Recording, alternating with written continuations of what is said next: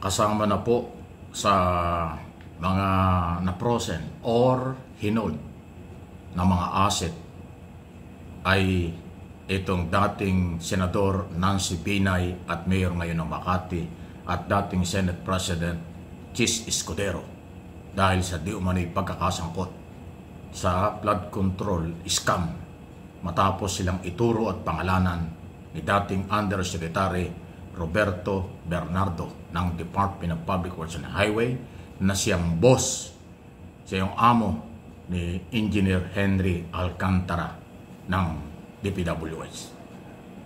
At ayon po kay Secretary Boying Remulla, lahat ng isinangkot na sasangkot dito sa iskandalong ito, i-hold ng pamahalaan ang kanilang mga asset at under investigation sila ngayon.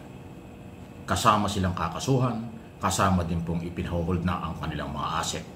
Magdadamay-damay na po ito. Kahit anong denial nila, pero merong testigo at meron pong nagsabi, ay dapat po talagang sumailalim sa mga investigasyon. Malalimang galaw ito. Abangan ninyo kung ano ang susunod. Kasi sinumpa ang salaysay ni Joseph Bernardo na siya ay may kinalaman itong mga pangalan. Kung yung mga gunita, hindi lang si Binay, hindi lang si Escudero, isinama rin dyan si dating Senador Revilla. So dapat lahat. At maliban doon, sinama rin yan sa nauna ay yun si Villanueva at saka si Estrada. So mga senador talaga ho. Iba pa yung mga congressman. Dapat lang. Managot sila. Ano po niyo masasabi dyan? Napapag-usapan pa kasi Heart Evangelista ay nadadamay kasi di umano mayroong mga iniregalong mamahaling alahas si Escudero sa kanyang asawa. Naku, pati yun nakapagdudahan na. Totoo ba yun? Tanong lang ito. Totoo ba yung lumabas na balita na halagang 56 million halaga ng alahas na ibinigay, niregalo? Wow, buhay mag-asawa yan, pero laking pera nun. Magkano ba ang sweldo ng senador? 300,000 a month? Bahala na kayo. Magtatanong lang ako. Okay. Ito naman pong Congressman Tiangco at saka dating Speaker Romualdez mukhang hindi matatapos-tapos ito. Tuloy-tuloy ito. Kasi nga ho, ang paniniwala ni Tiangco, ang mga ginawa ni Saldico ay posibleng may kaalaman si Romualdez. Yan ang paniniwala ni Tiangco. Dahil sabi ni Congressman Tiangco, ang small committee na gumawa ng insertion sa ating mga budget ay yung grupo ni Congressman Saldico nung siya ang chairman ng Committee on Appropriation. At katulad din ng aking paniniwala, hindi magagawa ng Committee on Appropriation ang insertion ng small committee kung walang approval yan galing sa speaker. Ang chairman ng mga committee sa Kongreso, bago yung gumalaw, meron niyang pagkukonsulta at merong approval yan sa speaker.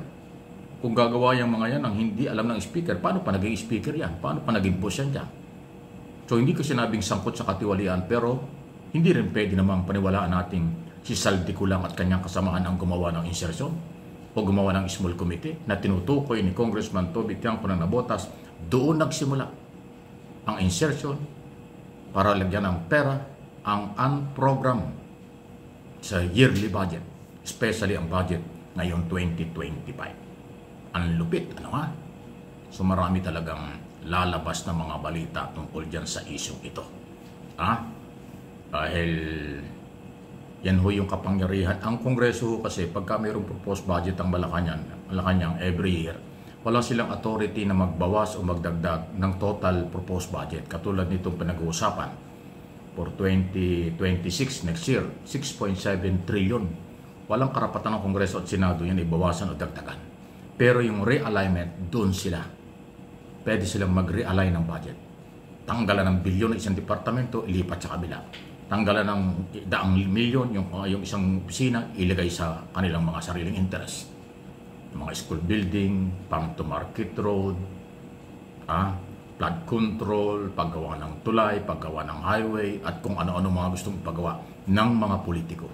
Yun ay naisisingit nila dahil realignment ang kanilang authority. Doon nagkakayarihan. doon tayo nagiging biktima ng korupsyon. Ang akin niyang proposal, dahil ito na, nabuko na ang katiwalian, dapat tanggalin, alisan ng kapangyarihan ang mga senador at congressman na mag-realign ng budget, mag-insert ng budget, maging proponent ng mga project. Kasi yung proponent na yan, dyan po nakakayarian eh.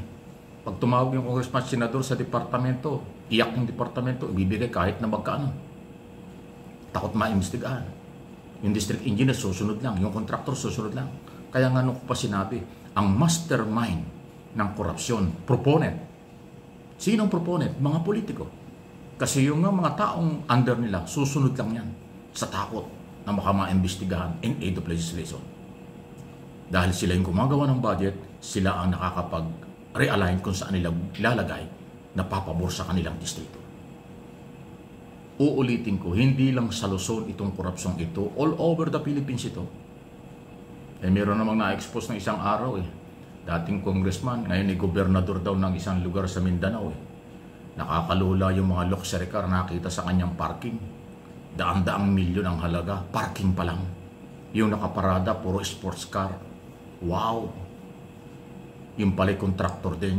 Congressman, contractor. Ngayon, gobernador na, contractor pa rin.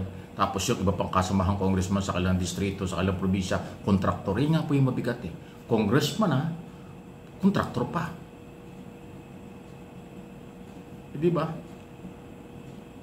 Ginigisa tayo sa sariling mantika. Yung pera natin, pinagpaparte-partehan lang nila. Yung pera para kay congressman, proponent. Yung pera para sa kontraktor, yung palang kontraktor, congressman din. Kung hindi naman kontraktor may-ari, kaibigan ng congressman yung kontraktor, meron pa rin komisyon. Kaya nga, di ba lumabas doon sa hearing, 30 to 35% na lang ang natitira sa project. So, ibig sabihin, 65 hanggang 70% ang kinukurakot sa pera natin. Eh kung halimbawa, 1 billion yan, 30% ang natira. 300,000 na lang. 300,000 na lang ang natira. 700 million pinagparti-partihan nila. Kung 70 or 65 to 30% ang natitira sa project natin. Ganon silang kagarapal. 65 million, 600